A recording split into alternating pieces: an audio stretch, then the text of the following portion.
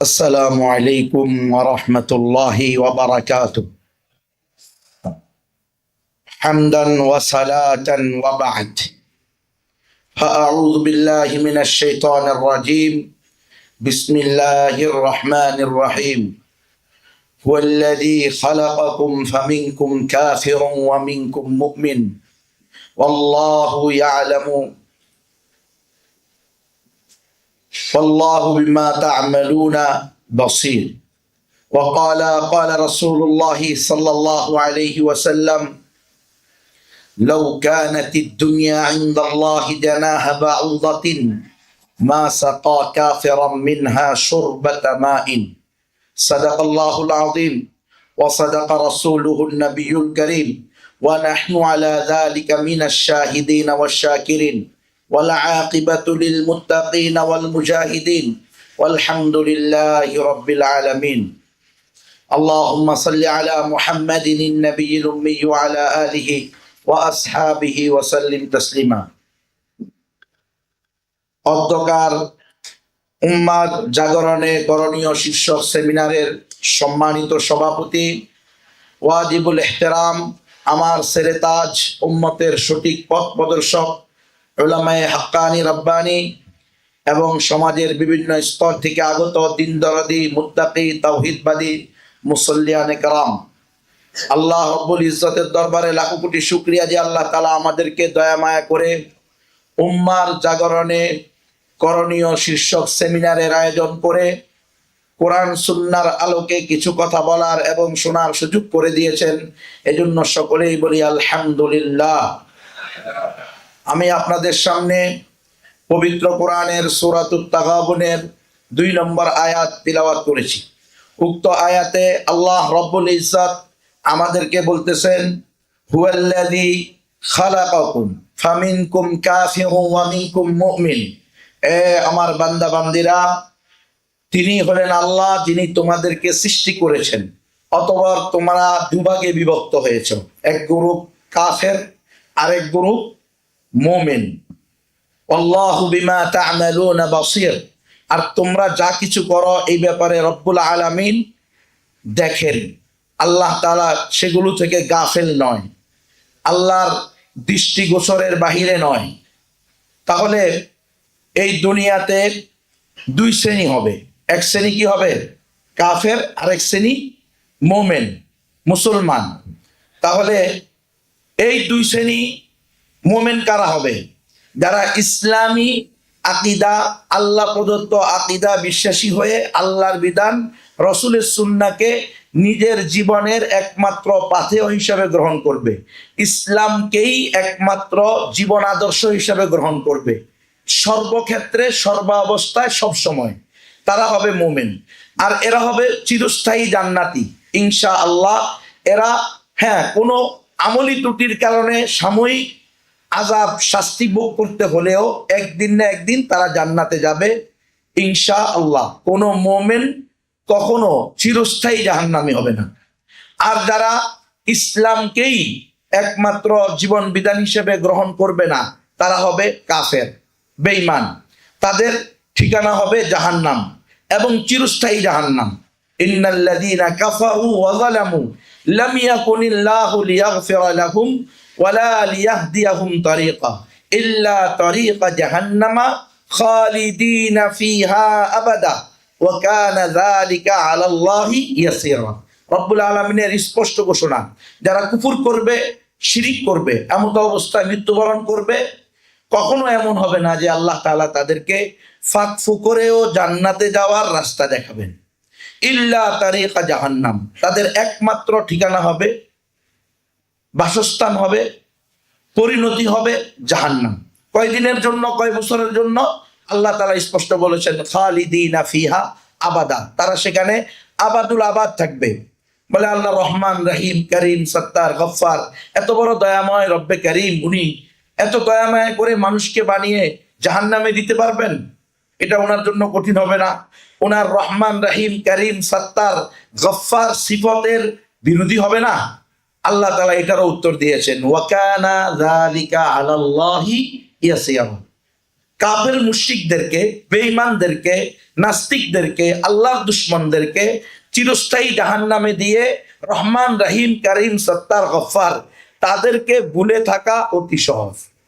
ওয়াকাযালিকাল ইয়াউমা তুনসা, রব্বুল আলামিন অন্য আয়াতে বলেছেন, আজকে যেমনি ভাবে তোমরা রব্বুল আলামিনকে ভুলে থাকতে পেরেছ, রব্বুল আলামিনের দেওয়া জীবন বিধানকে পিছনে রেখে তোমরা মানব রচিত জীবন বিধানকেই আদর্শ জীবন বিধান হিসেবে গ্রহণ করে থাকা, রব্বুল আলামিন মহান পরাক্রমশালী হওয়া সত্ত্বেও তার দেওয়া জীবন বিধান তোমার কাছে পছন্দনীয় না হওয়া, তার দেওয়া জীবন বিধানকে তোমাদের নিকটে একমাত্র জীবন বিধান হিসেবে গ্রহণ না করা, এটা যেমনি ভাবে তোমাদের নিকটে সহজ হয়েছে, তো কাল কিয়ামতের মাঠে রব্বুল আলামিন গফফার হওয়া সত্ত্বেও, হ্যাঁ, রব্বুল আলামিন রহমান হওয়া সত্ত্বেও, রব্বুল আলামিন রহিম হওয়া সত্ত্বেও রব্বুল আলামিন তোমাদেরকেও ভুলে থাকবে। ওয়াকাযালিকাল ইয়াউমা তুনসা, তোমরাও এরকম বিস্মিত থাকবা, তোমাদেরকে স্মরণ করা হবে না, চিরস্থায়ী জাহান্নামে দেওয়া হবে।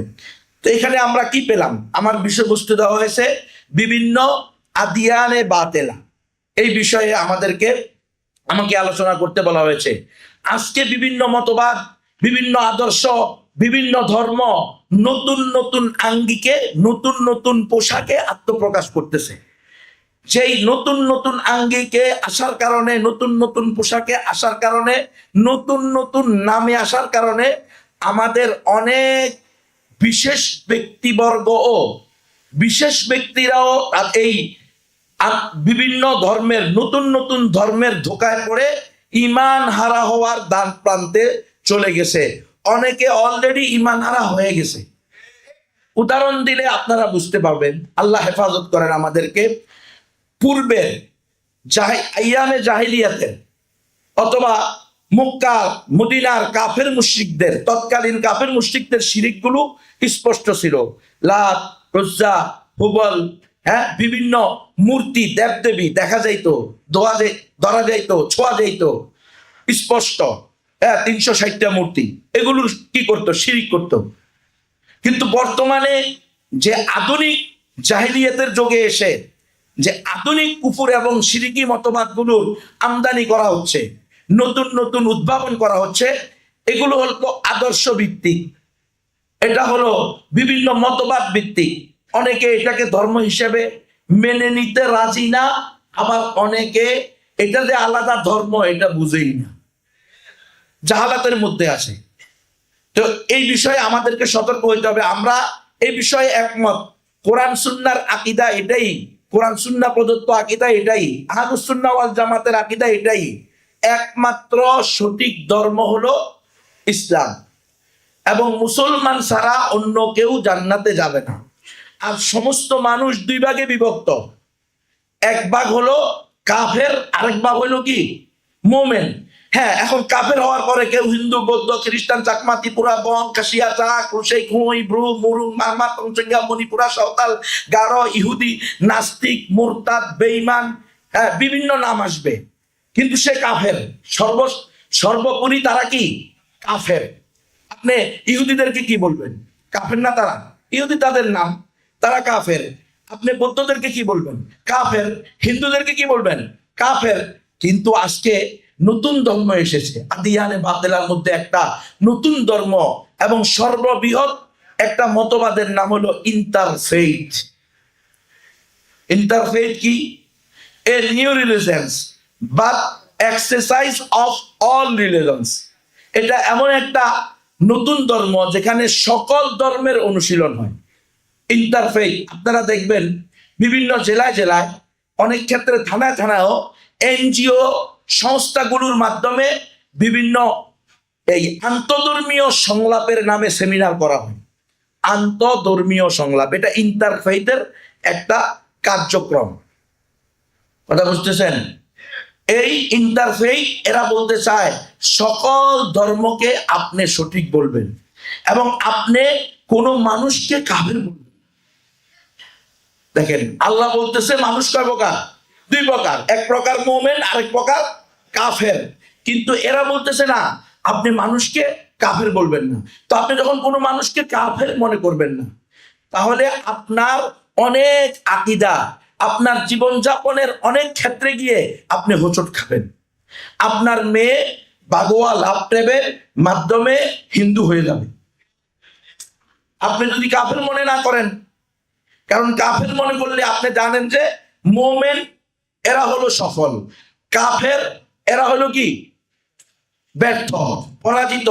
মোমেন হলো জান্নাতি, কাফের হলো জাহান্নামী। এখন এটা আল্লাহর প্রদত্ত সিদ্ধান্ত, শরীয়তের সিদ্ধান্ত। ক্বাদ আফলাহাল মুমিনুন, মুমিনেরা হবে কি সফল। আর আপনার কাছে নতুন ধর্ম আসছে, এটার নাম হলো কোয়ান্টাম মেথড। আমি এক অনন্য মানুষ, আমরা এক মহান জাতি, মহাজাতক শহীদ আল বুখারী। মহাজাতক মানি মহাগণক, মহাগণক মানি মহাকাফের। গণকের ইমান আছে নাকি? সে কাফের। সে তার ঘোষণা হলো হ্যাঁ সুস্থ দেহ সবল মন কর্মব্যস্ত সুখী জীবন। কি করলো সে এখানে? বাসাটা তো সুন্দর, এখানে সমস্যা কি? এখানে সমস্যা হলো সে তার নফসকে খোদার আসনে বসাইল। সবল মন, আমার মন যদি কি থাকে, শক্তিশালী থাকে, তাহলে আমি কোথাও নাকাম হব না, সফল হয়ে যাব। আর আল্লাহর ঘোষণা ক্বাদ আফলাহাল মুমিনুন আল্লাযীনা হুম ফি সালাতিহিম খাশিউন। আরে সফল হলো তারা যারা মুমিন, যারা আল্লাহ তাআলার বিধানকে, সালাতকে কিসের মাধ্যমে? আল্লাহর ভয় সহকারে, আল্লাহর বিধান জেনে নিজের জন্য ফরজ বিধান মনে করে আদায় করবে, সে হলো সফল হবে। জায়গায় জায়গায় তার জীবনের পরতে পরতে সে আল্লাহর বিধানকে মানবে। আর এদের ঘোষণা, এই কোয়ান্টাম মেথড, এদের ঘোষণা হলো আপনি আল্লাহর বিধিবিধান মানা জরুরি না। হ্যাঁ মানতে পারেন, আপনি আল্লাহর বিধান মেনে যেমনি ভাবে ভালো মুসলমান হবেন, ঠিক তেমনি ভাবে নাউজুবিল্লাহ আপনি 33 কোটি দেব দেবতার বিধিবিধান মেনে হিন্দু ধর্ম অনুযায়ী জীবন যাপন করে আপনি ঠিক তেমনি ভাবে সফল কাম হবেন। আপনি যেমনি ভাবে নামাজ পড়ে সফল কাম হবেন, ঠিক তেমনি ভাবে ক্রিসমাস পালন করেও আপনি সফল কাম হবেন। আপনি যেমনি ভাবে ইসলাম ধর্মের বিধিবিধানের উপরে জীবন যাপন করে, ইসলাম ধর্ম অনুযায়ী জীবন যাপন করে সফল কাম হবেন, ঠিক তেমনি ভাবে আপনি বৌদ্ধ ধর্ম অনুযায়ী জীবন যাপন করেও সফল কাম হবেন। তাহলে এই ইন্টারফেইথ এরা যে মানুষকে ধোঁকা দিচ্ছে, আমি এক অনন্য মানুষ, আমরা এক মহান জাতি, সুস্থ দেহ সবল মন কর্মব্যস্ত সুখী জীবন, এই যে তারা মানুষকে যোগ ব্যায়ামের মাধ্যমে যে নিজের নফসকে খোদা বানানোর প্রতি আহ্বান করতেছে, তাদের এই মতবাদ কি সঠিক মতবাদ? তো এই মতবাদ সম্পর্কে আমাদেরকে জানতে হবে, এই মতবাদের আলোচনা আমাদেরকে করতে হবে ইসলামের আলোকে। কোয়ান্টাম মেথড এই বিষয়ে কিতাব আছে বাজারে, আমাদেরকে এই কিতাব নিয়ে নিজেরা পড়তে হবে, পরিবারের মধ্যে পড়াইতে হবে। এটা আলাদা একটা মতবাদ। আজকে বিভিন্ন জেলায় মাদ্রাসার ছাত্রদেরকেও তারা বিভিন্ন ধরনের স্পন্সরের মাধ্যমে নিয়ে যাচ্ছে কোয়ান্টাম পল্লীতে। লামায় প্রায় 5000 একরের উপরে কোয়ান্টাম পল্লী গড়ে তুলেছে তারা। মুসলমানদের বাচ্চাদেরকে মুসলমানরা দিয়ে দিচ্ছে। কেন? বলতেছে আমি তো টাকা দিতে পারবো না। এই যে আদিয়ারে বাতেরাগুলো, মানুষ কেন এটাকে গ্রহণ করতেছে? আপনি বাগোয়া ল্যাপটপ বলেন, আপনি ইন্টারফেইথ বলেন, আপনি আন্তধর্মীয় সংলাপ বলেন, আপনি এই কোয়ান্টাম মেথড বলেন, আপনি হিজবুত তাওহীদ বলেন, হিজবুত তাওহীদ একই কথা, সকল ধর্ম সঠিক মানলে আপনি নাস্তিক। হিজবুত তাওহীদ এই দাওয়াত দিচ্ছে মানুষের মধ্যে। এই হিজবুত তাওহীদ আলাদা একটা ধর্ম এবং মতবাদ। গণতন্ত্র আলাদা একটা ধর্ম, এটা কিন্তু আমরা অনেকেই মানতে রাজি না। এমন ভাবে অক্টোপাসের ন্যায় আমাদেরকে এটা গিলে ফেলছে। এখন ওয়ালিয়াযুবিল্লাহ, আল্লাহর কাছে পানা। অনেক বা কোনো আলেম অলরেডি মিডিয়া এসে, সোশ্যাল মিডিয়া এসে, টক শোতে এসে কি করতেছে? বলতেছে যে গণতন্ত্র পদ্ধতিতে নির্বাচন করা এটা দাওয়াতের অংশ। কেউ কেউ তো আরো অগ্রসর হয়ে বলতেছে আমরা নির্বাচন করি না, আমরা জিহাদ করি। এটা হলো জিহাদ এবং সর্বোত্তম জিহাদ। নাউযুবিল্লাহ মিন যালিক। অথচ গণতন্ত্র আলাদা একটা ধর্ম, আলাদা একটা মতবাদ, আলাদা একটা আদর্শ, আলাদা একটা জীবন ব্যবস্থা। গণতন্ত্র দিয়েই ইসলামকে কি করা হয়েছে? ধ্বংস করা হয়েছে। ইসলামী খেলাফতকে ধ্বংস করা হয়েছে। ইসলামী খেলাফত প্রতিষ্ঠা হওয়ার প্রধান বাধা হলো বর্তমান সময়ে গণতন্ত্র। কারণ ইন্টারফেথ এটা শুনলে মানুষ এখনো এটা নতুন কিছু, কোয়ান্টাম মেথড এটা একটা নতুন কিছু, হ্যাঁ, আন্তধর্মীয় সংলাপ এটা একটা নতুন কিছু, মানুষকে বোঝানো যাইতেছে, আলোচনা করা যাইতেছে। আমি যতক্ষণ পর্যন্ত আপনাদেরকে এগুলো বলছি, আপনাদের ভিতরে তেমন কোনো কি হয় নাই, প্রতিক্রিয়া হয় নাই। যখনই গণতন্ত্র বলছি অনেকের চোখ বড় বড় হয়ে গেছে, হ্যাঁ, সাথে সাথে আওয়াজ বের হয়েছে। 100 বছরের সুদূর প্রসারী প্ল্যানের মাধ্যমে ইহুদি এবং খ্রিস্টানদের যৌথ থিঙ্ক ট্যাঙ্ক র্যান্ড কর্পোরেশন আমাদেরকে এই গণতন্ত্র নামক কুফুরি মতবাদ এমন ভাবে খাওয়াইছে। হাফিজ হুজুর রহমতুল্লাহ আলাইহি, আমাদের শেখুল হাদিস আল্লামা আজিজুল্লাহ সাহেব রহমতুল্লাহ আলাইহি, মুফতি আমিনী সাহেব রহমতুল্লাহ আলাইহি, ওনারা কি কোনোদিন বলেছিলেন যে এই গণতন্ত্র দিয়ে ইসলাম প্রতিষ্ঠা হবে, এই গণতন্ত্রের মাধ্যমে খেলাফত প্রতিষ্ঠা হবে? কোনোদিন বলেন নাই। ওনারা কোনোদিন এই গণতন্ত্রের মাধ্যমে ক্ষমতায় গিয়ে ওয়েলফেয়ার স্টেট প্রতিষ্ঠা করবেন, কল্যাণ রাষ্ট্র প্রতিষ্ঠা করবেন, এমন কোনো কথা বলেছিলেন? ওনারা সাংবাদিকদের উত্তরে কখনো কি বলেছিলেন যে আমরা এই গণতান্ত্রিক পদ্ধতিতে ক্ষমতায় গিয়ে আমার ইসলামী দলের মাধ্যমে আমি এমন রাষ্ট্র প্রতিষ্ঠা করব যে রাষ্ট্রে নারী পুরুষের ভেদাভেদ থাকবে না, আমি এমন রাষ্ট্র প্রতিষ্ঠা করব যে রাষ্ট্রে ধর্মের ভেদাভেদ থাকবে না, আমি এমন রাষ্ট্র প্রতিষ্ঠা করব এই গণতন্ত্রের মাধ্যমে ক্ষমতায় গিয়ে যে রাষ্ট্রে সকল আদর্শ, সকল মতবাদের লোকদেরকে কল্যাণের সাথে থাকার ব্যবস্থা করা হবে, সবাইকে সমান চোখে দেখা হবে। আমরা এমন ইসলামী রাষ্ট্র প্রতিষ্ঠা করব, ইসলামী রাষ্ট্র তো বলে না, ওয়েলফেয়ার স্টেট, কল্যাণ রাষ্ট্র প্রতিষ্ঠা করব, যেই কল্যাণ রাষ্ট্রের মধ্যে নারীদের পোশাকের স্বাধীনতা থাকবে, নারীদেরকে পর্দা করতে বাধ্য করা হবে না, মন চাইলে পর্দা করবে, মন চাইলে পর্দা করবে না। তো এটার নামই তো হলো নাস্তিকতা। এর চেয়ে বড় নাস্তিকতা কি হইতে পারে? আল্লাহ যেটাকে ফরজ করছে সেটাকে আপনি কি করে দিলেন? ঐচ্ছিক করে দিলেন। তো গণতন্ত্রের এটাতে আলাদা একটা ধর্ম আমাদের বুঝে আসে কিনা, আপনাদের কাছে এটা স্পষ্ট হয় কিনা? এটা স্পষ্ট, গণতন্ত্র আলাদা একটা ধর্ম, এটা শুধুমাত্র ক্ষমতা দেওয়ার পদ্ধতি নয়। আর গণতন্ত্রের মাথা হলো ভোটাভুটি। এখন কয় গণতন্ত্র হারাম, কুফর শিরিক, কিন্তু ভোট দেওয়া এটা হলো আমানত। মানে শুকুর খাওয়া হারাম আর শুকুরের মাথা খাওয়া হালাল।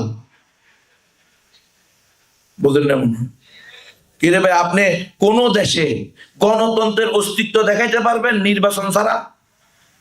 ভোটাভুটি ছাড়া কি গণতন্ত্রের অস্তিত্ব থাকবে?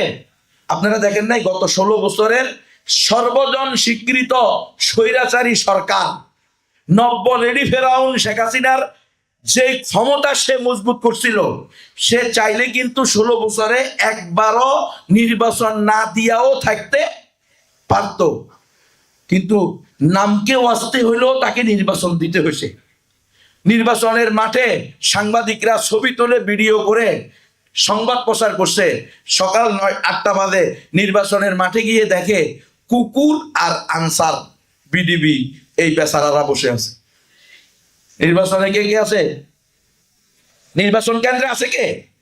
কুত্তা ঘুমাইতেছে আর আনসার বিডিবিরা লাঠি লইয়া পাহারা দিতেছে। কোনো কি নাই, ভোটার নাই। এরপরেও বলতে হইতেছে 80% লোক দিছে। আপনারা বুঝতেছেন? এবং এরা তাদেরকে খোদা মানত, ইউরোপ আমেরিকা, তারা বলছে হ্যাঁ নির্বাচন নিয়ে কিছু অভিযোগ উঠছে, তবে ওভারঅল আমরা এই সরকারকে সব ধরনের সহযোগিতা করব। তাহলে এই নির্বাচনের কি প্রয়োজন ছিল? এই নির্বাচন না দিলে পারতো না? যে নির্বাচনের কেন্দ্রে কুত্তার আনসার বিডিবি ছাড়া কাউকে পাওয়া যায় না, তাহলে এই নির্বাচন না দিলেও তো সে পারতো। কারণ এই নির্বাচন যদি না দেয় তাহলে গণতন্ত্র নামটাও থাকে না। গণতন্ত্রের নাম যে আপনি প্রয়োগ করবেন সেই জায়গাটাও থাকে না। এই জন্য নির্বাচনটা তারা দিছে। ভবিষ্যতে এইভাবে নির্বাচন হবে। আপনারা মনে করবেন না যে আপনাদের ভোটাভুটির মাধ্যমে আপনারা যাকে চাইবেন তাকে ক্ষমতায় আনবেন, এটা কোশ্চিন কালেও সম্ভব না। একটু আগে আমার সাথে এক ভাইয়ের সাথে কথা বলতে, ফ্রান্সের প্রবাসী, আল্লাহ তাকে নেকায়াত দান করেন, দিনের উপর অটল রাখেন। তো আমি বললাম ওখানে কি অবস্থা, গণতন্ত্র চলেনি? কটা আমিষা কথা কয়, বাহ্যিক দৃষ্টিতে ভোটাভুটি হবে, হ্যাঁ, লোক ক্যান্ডিডেট হবে, একে অপরের বিরুদ্ধে নির্বাচনে দাঁড়াবে, কিন্তু সিদ্ধান্ত হবে ওই ওরা যারে খোদা বানাইছে উপর থেকে, বলে না উপর, অজানা উপর। আমাদেরকে গুম করছে না, ওলামায়ে কেরামদেরকে ধরে নিয়ে যায় না, আপনাদেরকে সেমিনার করতে, মাহফিল করতে নিষেধ করে না, ডিসি এসপি ওসিরা কি বলে যে উপরের থেকে নিষেধ আছে। উপরটাকে তার নাম নাই, তার কোনো কথা নাই। এই উপর বলতেছে সিদ্ধান্ত হবে ওখান থেকে, যে বসে আছে সে যাকে দিবে সে নির্বাচিত হবে, প্রধান হবে ওই ব্যক্তি। ঠিক এখনো এই আমাদের দেশগুলোর মধ্যে, আমার বিশেষ করে আমাদের বাংলাদেশে, আপনাদের কি মনে হয় আপনারা যারে ভোট দেন সে ক্ষমতায় আসে? একটা তো হলো সিস্টেমই এমন ভাবে করে রাখছে কোনো ভালো লোক ক্ষমতায় আসার সুযোগ নাই। সারা দেশ সর্বসম্মতভাবে হাফিজ হুজুরের পক্ষে ছিল, তারপরেও কি হাফিজ হুজুর ক্ষমতায় যেতে পেরেছেন? পারবেন না। তাহলে এই জামানায় আমি কোন নবী কেমনে যাব? আমি তো হাফিজ হুজুরের সে তাকওয়া বানো না, হাফিজ হুজুরের সে এলেম ওয়ালাও না, হাফিজ হুজুরের সে সমাদৃত না। সব মানুষ হাফিজ হুজুরকে এভাবে গ্রহণ করছে, আমি কোন নবীকে কি এইভাবে গ্রহণ করছে? করে নাই, সম্ভব না। তো অনেকে বলে আকাবির আসলাফরা করছেন এই জন্য গণতন্ত্র করবেন। আমি বলি আকাবের আসলাফরা করার কারণে আমাদের জন্য গণতন্ত্র না করাটা আরো বেশি মজবুতির সাথে দলিল হয়েছে। কারণ আমাদের আকাবির আসলাফরাই এই গণতন্ত্র দিয়ে ইসলাম প্রতিষ্ঠা করতে পারে নাই। বর্তমানে কোন ইসলামী দলের নেতা গণতান্ত্রিক কুলাবাদ, দুনিয়াদার যারা জেনারেল আছে তারা বাদ, তারা কেউ আমাদের শেখুল হাদিস রহমতুল্লাহ আলাইহির ন্যায়, হাফিজ হুজুর রহমতুল্লাহ আলাইহির ন্যায়, আমিন সাহেব রহমতুল্লাহ আলাইহির ন্যায় সমাদৃত না, তাদের সে বড় আল্লাহ ওয়ালাও না। সোজা হিসাব। তো যদি উনারা না পারে আমরা পারবো? কোনোদিন সম্ভব না।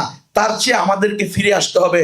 মনে রাখতে হবে হযরত ওমরে ফারুক রাদিয়াল্লাহু তাআলা আনহুর ইমাম দীপ্ত, ওনার যে ভাষণ, ওনার যে ঘোষণা যে রব্বুল আলামিন আমাদেরকে ইসলামের মাধ্যমে সম্মানিত করেছেন। সুতরাং আমরা যদি সম্মান চাই, সফলতা চাই, কামিয়াবি চাই, ইসলামের কোনো বিকল্প নাই। আমাদেরকে ইসলামের মাধ্যমেই সফলতা অর্জন করতে হবে, কামিয়াবি অর্জন করতে হবে। আমরা ইসলামকে বাদ দিয়ে অন্য কোথাও যদি যাই সম্মান অর্জন করার জন্য, তাহলে আমরাই হব পৃথিবীর বুকে সবচেয়ে বেশি অপদস্থ। আল্লাহর ঘোষণা, ইন্না শাররাত দাওয়াবি ইনদাল্লাহিল্লাযীনা কাফারু ফাহুম লা ইউমিনুন। আল্লাহর জমিনে নিকৃষ্ট চতুষ্পদ জন্তু হলো তারা যারা কুফরি করে, ঈমান আনে না। তাহলে কাফেররা হলো নিকৃষ্ট প্রাণী। আর আজকে আমাদেরকে বলা হইতেছে কাফেরদেরকে কাফের বলা যাবে না, এটাই হলো ইন্টারফেইথের ঘোষণা। আর আমাদের মধ্য থেকে এই কথাগুলো বলানোর চেষ্টা করা হইতেছে। অনেকে বলে হিন্দুদেরকে কাফের বলা যাবে না, কি বলবেন? নন মুসলিম। ওই ওইরকম ইসলামী রাষ্ট্র প্রতিষ্ঠা করবো এটা বলবেন না, বলবেন হলো আমরা ওয়েলফেয়ার স্টেট প্রতিষ্ঠা করব। আপনি মুমিন আল্লাযীনা ইউমিনুন, এই মুমিনের তর্জমা করবেন বিশ্বাসী, মুমিনের তর্জমা মুসলমান, ইমানদার, তাওহীদবাদী, এটা করবেন না। কেন? বিশ্বাসী করলে সকল ধর্মের লোকই, সে যেই মতবাদেরই হোক না, সে কোনো না কোনো কিছুকে তো বিশ্বাস করে। তাহলে সব ধর্মের লোকেরা কি হয়ে যাবে? শামিল হয়ে যাবে। এই জন্য ইন্টারফেথ, এই কোয়ান্টাম মেথড ওয়ালারা, এরা কোরআনের তর্জমা করছে, নাম লিখছে কোরআন কণিকা, আল কোরআনের মর্মবাণী, আল কোরআনের মর্মবাণী। ওখানে যত জায়গায় মুমিন আছে, মুমিনের তর্জমা করছে বিশ্বাসী। কেমনে তর্জমা? এটা বিশ্বাসী কেন করছে? যাতে করে অমুসলিমরা তো কোনো না কোনো কিছুতে বিশ্বাস করে, করে কি করে না? তাদেরও একটা আদর্শ আছে, তাদেরও একটা আকীদা আছে, মতবাদ আছে। ওই বিশ্বাস অনুযায়ী সেও একজন বিশ্বাসী, ওই আকীদা অনুযায়ী। এই জন্য তাকেও তারা সামিল করে নিছে। তো আজকে আমরা এই যে আমাদের মুসলমানরা, আমাদের মুসলিম যুবক যুবতীরা ভাগোয়া লাভ টেপের শিকার হচ্ছে।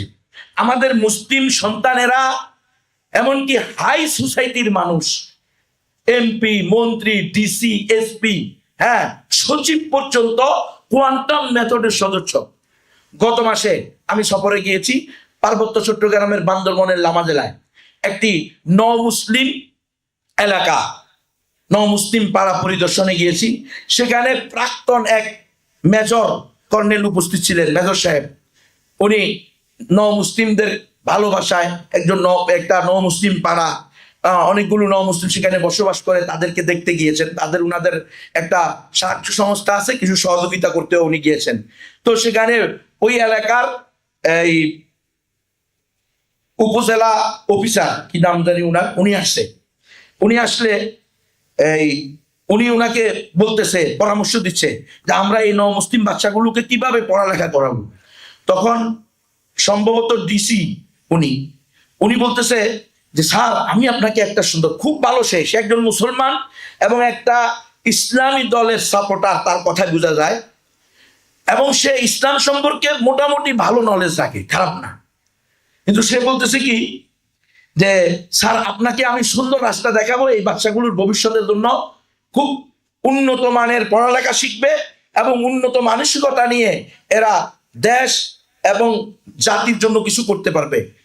তো একটু পরে বলতেছে, আমি এই পর্যন্ত কোনো কথা বলি নাই, চুপচাপ ছিলাম। আমার কথা হলো, এরা আসছে, তারা কি বলে আমি শুনি, আমার এখান থেকে তাদের থেকে শিখার আমার কিছু আছে, আমি সেটা নিব। এ বললো যে স্যার, এদেরকে আপনার এখানে নির্ধারিত সময়ের পরে আপনি লামার কোয়ান্টাম মেথড, কোয়ান্টাম পল্লীতে দিয়ে দিবেন। আমি সাথে সাথে বলে উঠলাম, আপনি কি বললেন ডিসি সাহেব? আপনি কি বললেন? কয় কি হচ্ছে হুজুর? লক্ষ্য হলো ইসলাম এবং মুসলিম সম্প্রীতির বিরুদ্ধে সবসময়, সম্প্রীতিকে সবসময় বাধাগ্রস্ত করা, এবং আমাদের রাজনীতির মূল লক্ষ্যই হবে এটা। কথা বুঝছেন আপনারা? গ্রেট ব্রিটেনের উপনিবেশ বিষয়ক মন্ত্রী, সে বলতেছে আমাদের রাজনীতির প্রধান লক্ষ্য হবে ইসলাম এবং মুসলিম সম্প্রীতিকে বাধাগ্রস্ত করা, এবং সব সময়ে আমাদের রাজনীতির এটাই হবে মূল লক্ষ্য এবং উদ্দেশ্য। আফসোস, আমরা বুঝলাম না। আজকে আমাদেরকে ভাগ করে দিয়েছে বিভিন্ন দলে, 12টা নিবন্ধিত ইসলামী দল। কেউ জামাত ইসলামের সাথে, এনসিপির সাথে জোট করতেছে, কেউ বিএনপির সাথে জোট করতেছে। এক গ্রুপ আরেক গ্রুপের বিরুদ্ধে কথা বলতেছে, কি বলতেছে না? কথা বলেন না আপনারা? ইসলামী দল এক গ্রুপ আরেক গ্রুপকে বিভিন্নভাবে ইনসাল্ট করতেছে, কি করতেছে না? একজন মুমিনকে, একজন মুসলমানকে আপনি কিভাবে ইনসাল্ট করতেছেন? আপনি যে দলের সাথে যোগ দিচ্ছেন, সেই দল যে আপনার ইসলাম প্রতিষ্ঠা করবে, তারা তো স্পষ্ট বলতেছে আমরা হইলাম মডারেট ইসলামে বিশ্বাসী। মডারেট ইসলাম মানে কাটসাট ইসলাম। রাসূলুল্লাহ সাল্লাল্লাহু আলাইহি ওয়াসাল্লাম যেই জীবন বিধান রাসূলুল্লাহ সাল্লাল্লাহু আলাইহি ওয়াসাল্লাম আল্লাহর পক্ষ থেকে নিয়ে আসছেন, যেই জীবন বিধানকে রাসূলুল্লাহ সাল্লাল্লাহু আলাইহি ওয়াসাল্লাম 16 লক্ষ সাহাবায়ে কেরামের মধ্যে প্রতিষ্ঠা করে 10 বছরের মাথায় 10 লক্ষ বর্গ মাইল পর্যন্ত ইসলামকে ছড়িয়ে দিয়েছেন, সেই জীবন বিধানে আমরা পরিপূর্ণভাবে সেই জীবন বিধানে বিশ্বাসী না। আমরা সংস্কারবাদী জীবন বিধান, ইসলামকে আমরা সংস্কার করব। কথা বলেন নাই? নারী পুরুষ একসাথে কাঁধে কাঁধ মিলিয়ে কাজ করতে পারবে না, এটাতে আমরা বিশ্বাসী না। আমরা বিশ্বাস করি নারী আর পুরুষ একসাথে কাঁধে কাঁধ মিলিয়ে কাজ করবেন, পাশাপাশি, হ্যাঁ, পর্দাহীন ভাবে, বেপর্দা। আচ্ছা, পর্দার সাথেও যদি আমার পাশে, আমি একটা অফিসে চাকরি করি, আমার এক টেবিল, আমার পাশে আমার পাশেই একজন সুন্দরী রূপসী যুবতী মহিলা, সে আমার পাশের টেবিলে কাজ করে, বোরকা পরেই আসলো, কি মনে করেন নফসের কি অবস্থা হবে, শয়তানের কি অবস্থা হবে? ওই পরিস্থিতিতে যদি আমিও যুবক হই, সেও যুবতী হয়, এরপর যদি তার কণ্ঠ ভালো হয়, এরপরে যদি তার শারীরিক ফিটনেস ভালো হয়, এরপরে যদি তার সৌন্দর্যের এই বাহ্যিক সৌন্দর্য তার ভিতরে থাকে, তাহলে আমার ভিতরে শয়তানে কোনো কিছু আনবে না? না, ফেরেশতা হয়ে গেছি আমরা। হ্যাঁ, হুজুর এসে থেকে সবকিছু জমা দিয়ে আসি ফেরেশতাদের কাছে, নিজের ভিতরে কোনো খায়সাত নাই, কোনো কিছুই রাখি নাই, থাকবে না এমন কখন? আপনি দেখেন তাহলে, খবর নেন।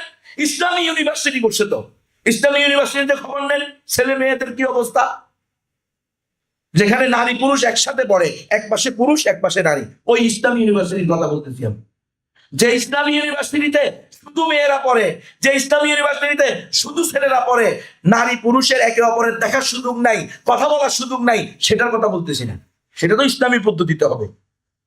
কিন্তু যেটা আজকে আমাদেরকে গোল তাল মিলিয়ে দেওয়া হচ্ছে, তো এগুলো কি জন্য হচ্ছে? দুই কারণে হচ্ছে। একটা কারণ হলো আমাদের দিন ইসলাম সম্পর্কে, পূর্ণাঙ্গ ইসলাম সম্পর্কে জাহালত এবং অজ্ঞতা। আর দুই নম্বরটা হলো হব্বুদ দুনিয়া, দুনিয়ার মোহাব্বত। আমাকে এমপি হতে হবে, আমাকে মন্ত্রী হতে হবে, আমাকে ইমাম হতে হবে জাতীয় মসজিদের, আমাকে জাতীয় ঈদগাহের খতিব হতে হবে, ইমাম হতে হবে। এর জন্য প্রয়োজনে আমি স্বৈরাচার হাসিনার দালাল হয়ে যাব, প্রয়োজনে আমি খালেদা জিয়ার দালাল হয়ে যাব, কিন্তু আমাকেই যেন জাতীয় মসজিদের খতিব বানানো হয়, আমাকেই যেন জাতীয় ঈদগাহের কি বানানো হয়, ইমাম বানানো হয়। আমি এমপি হব, প্রয়োজনে আমি ইসলামী আদর্শকে বিসর্জন দিব। নাউযুবিল্লাহি মিন যালিক। আমি আল্লাহ প্রদত্ত জীবন বিধান থেকে সরে গিয়ে ইনিয়ে মিনিয়ে আমি মানব রচিত জীবন বিধানের স্বীকৃতি দিব। আমি এটাকে ইসলামাইজেশন করব। গণতন্ত্র ইসলামের সম্পূর্ণ বিপরীত একটা মতবাদ, সেটাকে আমি যে কোনো ভাবে অপব্যাখ্যার মাধ্যমে হোক, হ্যাঁ, তারপরে মানুষ কোরআন হাদিসের নাউযুবিল্লাহ অপব্যাখ্যা করে হোক, তাবিলে ফাসেদের মাধ্যমে হোক, যে কোনো মূল্যে আমি এটাকে ইসলাম বানানোর চেষ্টা করব। এই জাতীয়তাবাদ, তারা বলছে যে মুসলমানদের মধ্যে তাদের জাতীয়তাবাদ সরিয়ে দাও। একজন অমুসলিম ইতিহাসবিদ বলছে, অমুসলিমদেরকে তাদের যদি নিজেদের মধ্যে জাতীয়তাবাদের এই ন্যারেটিভ আমরা ঢুকিয়ে দিতে পারি, এটা আমাদের জন্য মুসলিম জাতীয়তাবাদের তুলনায় ক্ষতিকর কম। এই জন্য তারা আমাদেরকে কি করে দিয়েছে, বিভক্ত করে প্রত্যেক রাষ্ট্রের এক একটা জাতীয়তাবাদ সাবিয়াত ধরা দিয়েছে। বাংলাদেশি আমরা, তাহলে বাংলাদেশিরা উত্তম, হিন্দু হোক, বৌদ্ধ হোক, খ্রিস্টান হোক, মুসলমান হোক, বাংলাদেশি হলেই সে উত্তম। আর পাকিস্তানিরা নিকৃষ্ট, নিম্ন, তারা মুসলমান হলেও নিম্ন। এটা কি ইসলামের শিক্ষা? এই আপনাকে আস্তে করে যখনই আপনি বলবেন যে বাংলাদেশি হওয়ার কারণে এই হিন্দুও শ্রেষ্ঠ, বৌদ্ধও শ্রেষ্ঠ, এই নাস্তিকও শ্রেষ্ঠ, এই শাতিমুর রসুলও শ্রেষ্ঠ, আর পাকিস্তানি হওয়ার কারণে সে মুসলমান হওয়ার কারণেও নিকৃষ্ট, তখনই আপনি ইসলামের গণ্ডি থেকে বের হয়ে গেলেন। তো সুপরিকল্পিতভাবে আমাদের মধ্যে এই আদর্শগুলো দিয়ে, এই আদর্শগুলো, এই মতবাদগুলোর মাধ্যমে, এগুলো প্রত্যেকটা আলাদা আলাদা ধর্ম, ইন্টারফেথ বলেন, কোয়ান্টাম মেথড বলেন, তারপরে এই যে মানবতাবাদ বলেন, তারপরে এই তারা যে আমাদের কাছে নিয়ে আসছে এই গণতন্ত্র, এটা প্রত্যেকটা এগুলো আদিয়ানে বাতেলার এক একটা বাতিল ধর্ম। এগুলো সম্পর্কে আমাদেরকে জানতে হবে। পুরা ইসলাম নিয়ে আমার ভাই খালেদ সাইফুল্লাহ আরিহাজারী যে বলেছেন পূর্ণাঙ্গ ইসলাম, আল্লাহ তাআলা আমাদেরকে পূর্ণাঙ্গ ইসলাম দিয়েছেন, পূর্ণাঙ্গ জীবন বিধান দিয়েছেন। এটার মাধ্যমে আমরা আলহামদুলিল্লাহ সম্মান বোধ করি, এটার মাধ্যমে আমরা আমাদের সফলতা, কামিয়াবি, নিরাপত্তা এবং বৈষম্যহীন জীবন আমরা আশা করি। আমরা কোনো তন্ত্রমন্ত্র আদর্শে বিশ্বাসী না। এই জন্য এই সকল মতবাদ, এই হিজবুত তাওহীদ সম্পর্কে, আহলে কোরআন সম্পর্কে মানুষকে সতর্ক করতে হবে। এই আহলে কোরআন রাসূল সাল্লাল্লাহু আলাইহি সাল্লামের হাদিসকে অস্বীকার করে, রাসূল সাল্লাল্লাহু আলাইহি সাল্লামকে অস্বীকার করারই নামান্তর। তারা বলতেছে হাদিস মানা যাবে না, কিন্তু কোরআন অনুযায়ী আমরা জীবন যাপন করব। তো কোরআন ছাড়া কি হাদিস মানা সম্ভব? তো হাদিস ছাড়া কোরআন মানা সম্ভব? প্রত্যেকটা একটার জন্য লাজেন মাবজুম। আপনি যদি কোরআন বুঝতে হয় হাদিস লাগবে, হাদিস বুঝতে হলে, হাদিস অনুযায়ী চলতে হলে কোরআন লাগবে। এরাও আলাদা একটা মতবাদ নিয়ে আসে। তো আল্লাহ তাআলা আমাদেরকে সকল বাতিল ধর্মগুলো সম্পর্কেও অবগত হয়ে তার থেকে নিজের পরিবারকে, সমাজকে, দেশকে রক্ষা করার তৌফিক দান করেন। আমিন। ওয়া আখিরু দাওয়ানা আলহামদুলিল্লাহি রাব্বিল আলামিন। আসসালামু আলাইকুম ওয়া রাহমাতুল্লাহ।